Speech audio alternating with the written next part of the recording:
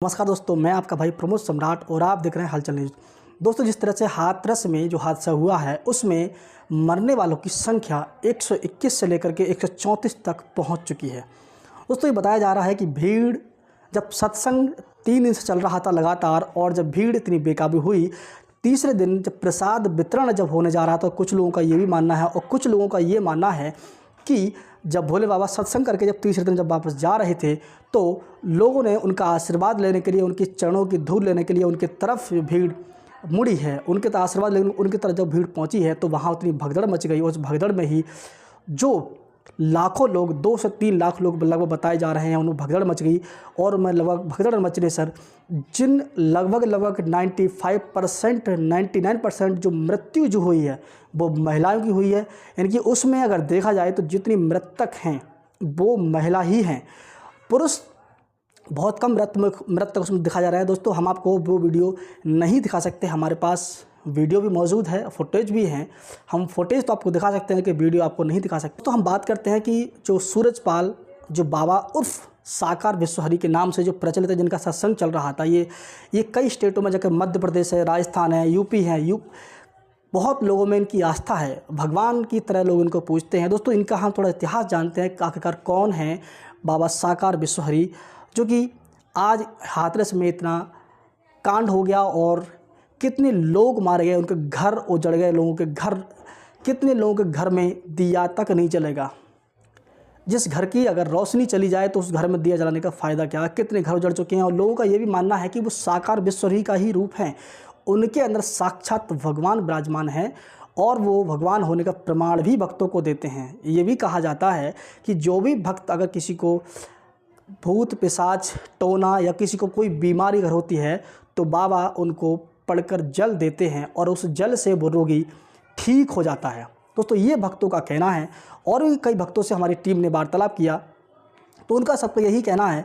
और कुछ team TV 9 Bharatvarsh की जो टीम है वो उनके गांव, जो पुश्तैनी जो गांव हैं, वहाँ पहुँची, वहाँ जाके वार्तालाप किया तो उन्होंने बताया कि बाबा साकार विश्वहरि बचपन इसी गांव में उनका बीता है और अब उन पर स्वयं भगवान की कृपा है, भगवान साक्षात उनके ऊपर आते हैं, वो स्वयं भगवान के ही अवतार हैं। तो दोस्तों, हम जानते हैं उनकी पूरी हिस्ट्री, जो कि कौन है, कहाँ के हैं, इनका इतिहास क्या है।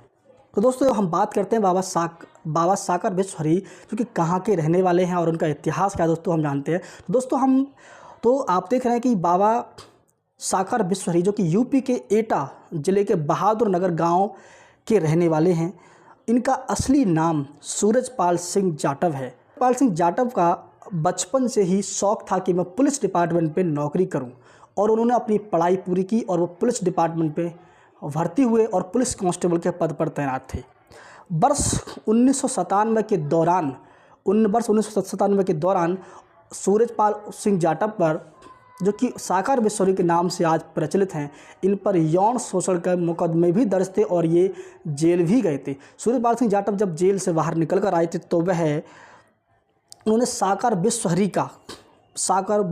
विश्वहरि बाबा बनकर मैदान में उतर पड़े और अपने घर से ही सबसे पहले उन्होंने अपने घर से 5 लोगों से सत्संग स्टार्ट किया और वो धीरे धीरे संख्या बढ़ती चली गई। और आज उत्तर प्रदेश में ही नहीं बल्कि पूरे भारत में कई स्टेट ऐसे हैं जहाँ पर उनके लाखों भक्त मौजूद हैं। और उन भक्त का यही कहना है कि साकार विश्वहरि स्वयं प्रभु का स्वरूप है। लेकिन इसका इतिहास में डिटेल में कोई नहीं जाता। भक्तों का ये भी कहना है कि साकार विश्वहरि के यदि आप दरबार में जाते हैं तो वहाँ पर मरा हुआ व्यक्ति भी जीवित हो जाता है। तो दोस्तों, अगर ऐसी सच्चाई अगर बाबा के अंदर है तो जो 121 से लेकर 134 जो मृत्यु बाबा के पंडाल में हुई हैं, जो कि सत्संग चल रहा था, भगदड़ मची है, तो दोस्तों इसका जिम्मेदार आखिरकार कौन होगा? बाबा साकार विश्वहरि ही होंगे या फिर पब्लिक होगी?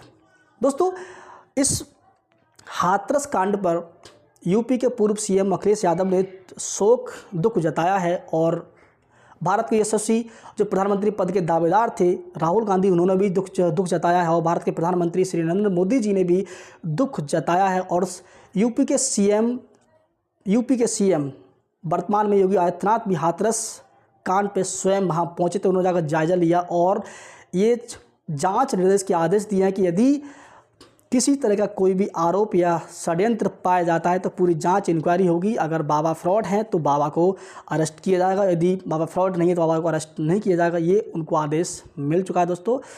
मरने वालों की संख्या लगातार धीरे धीरे बढ़ती चली जा रही है दोस्तों। अभी तो ये आंकड़ा निकल के आ रहा है और घायल कितने हैं ये भी अभी पूरी तरह से कहा नहीं जा सकता। जय हिंद।